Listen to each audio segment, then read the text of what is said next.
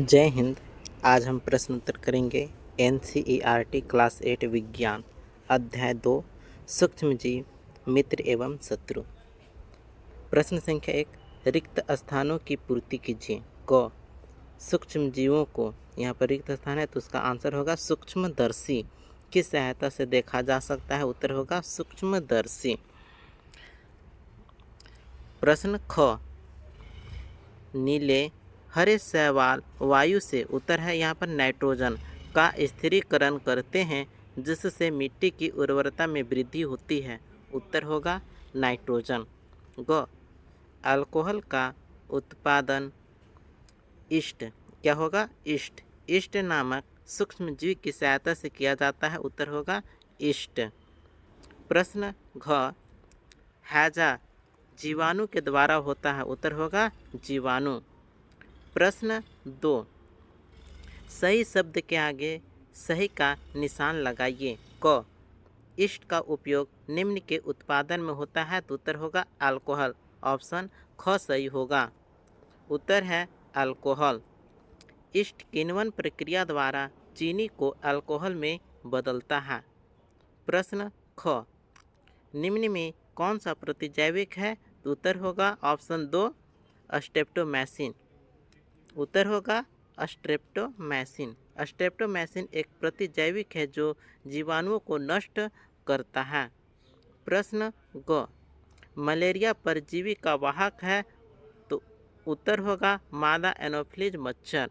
उत्तर है मादा एनोफिलीज मच्छर। मलेरिया फैलाने वाला परजीवी मादा एनोफिलीज मच्छर के द्वारा मनुष्य तक पहुंचता है। प्रश्न घ, संचरणीय रोगों का सबसे मुख्य कारक है तो ऑप्शन 2 घरेलू मक्खी। उत्तर होगा घरेलू मक्खी।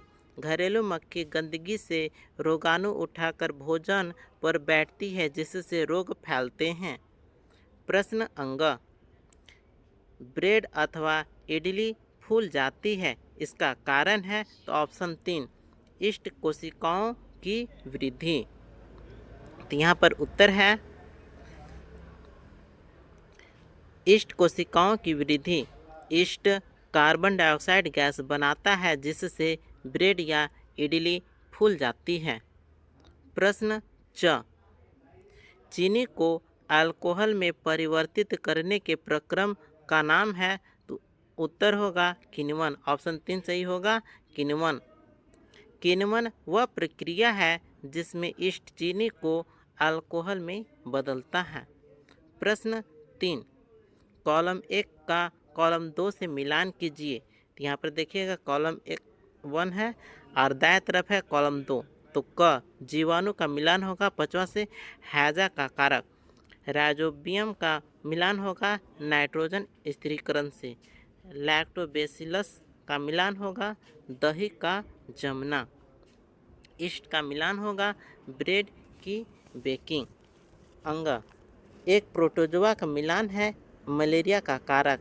एक विषाणु का मिलान होगा एड्स का कारक। इसके बाद है नेक्स्ट प्रश्न संख्या 4। प्रश्न है, क्या सूक्ष्म जीव बिना यंत्र की सहायता से देखे जा सकते हैं? उत्तर होगा नहीं, सूक्ष्म जीव बिना यंत्र की सहायता से नहीं देखे जा सकते। इन्हें देखने के लिए सूक्ष्मदर्शी यानी माइक्रोस्कोप का उपयोग किया जाता है।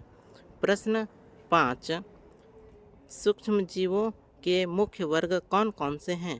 तो यहाँ पर उत्तर होगा सूक्ष्म जीवों के मुख्य वर्ग हैं, पहला जीवाणु, दूसरा कवक, तीसरा प्रोटोजोआ, चौथा शैवाल, 5वां विषाणु। ये सभी सूक्ष्म जीव के वर्ग हैं। प्रश्न 6, वायुमंडलीय नाइट्रोजन का मिट्टी में स्थिरीकरण करने वाले सूक्ष्म जीवों के नाम लिखिए। तो उत्तर होगा राइजोबियम और दूसरा है नीले हरे शैवाल यानी नॉस्टॉक एनिया बेना। ठीक है। प्रश्न 7, हमारे जीवन में उपयोगी सूक्ष्म जीवों के बारे में 10 पंक्तियाँ लिखिए। तो पहला पंक्ति है सूक्ष्म जीव दही जमाने में सहायक होते हैं। दूसरा, ईस्ट से ब्रेड और इडली बनाई जाती है। तीसरा, प्रतिजैविक दवाइयाँ सूक्ष्म जीवों से बनती हैं। इसके बाद है चौथा, सूक्ष्मजीव मिट्टी की उर्वरता बढ़ाते हैं। पाँचवा, ये अल्कोहल और सिरका बनाने में उपयोगी है। छठा, कुछ सूक्ष्मजीव रोगाणुओं को नष्ट करते हैं। सातवां, जैव खाद बनाने में इसका प्रयोग करते हैं। आठवां, ये पर्यावरण को साफ रखने में मदद करते हैं। नवां, पाचन में सहायक जीवाणु हमारे शरीर में रहते हैं। 10वां, सूक्ष्मजीव हमारे जीवन के लिए बहुत आवश्यक हैं।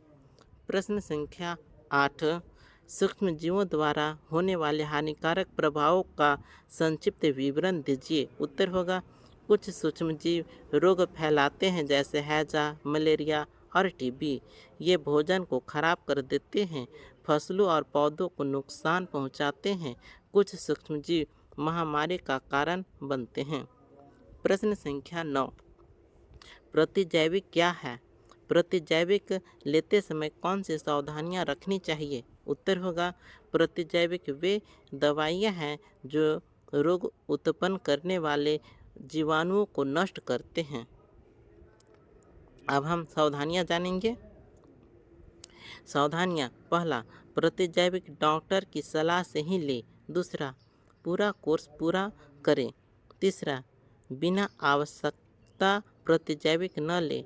चौथा, वायरल रोगों में प्रतिजैविक नहीं लें। इसी प्रकार से यह वीडियो यहीं पर कंप्लीट होता है।